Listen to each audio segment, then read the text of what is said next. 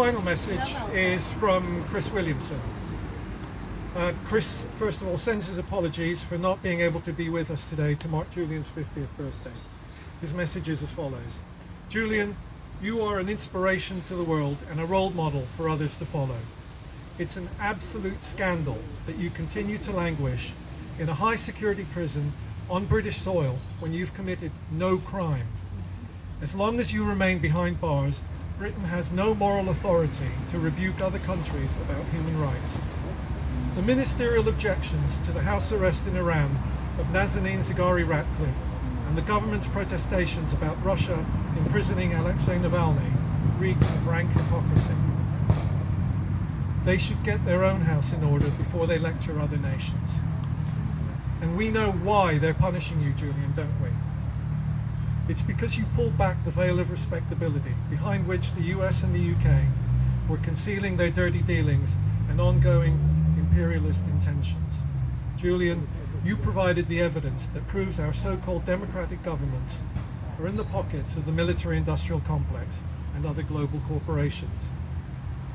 These vested interests thrive on the public's ignorance. As far as they're concerned, a truth teller like you is an abomination.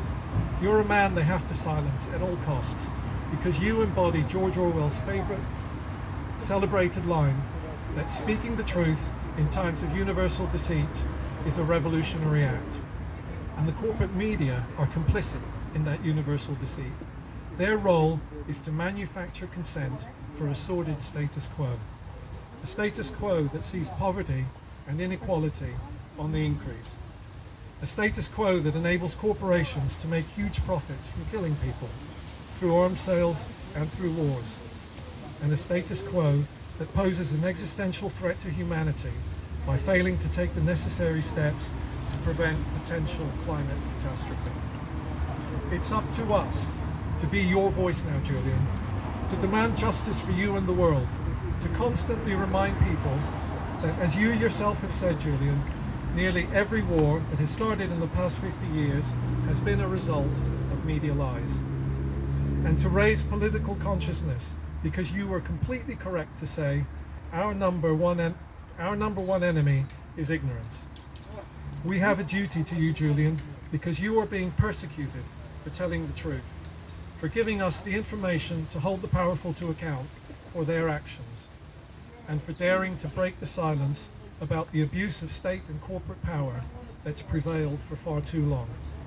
So, Julian, we thank you for your tenacity, we salute you for your bravery, we applaud you for your sacrifice, and we will not rest until you're a free man again.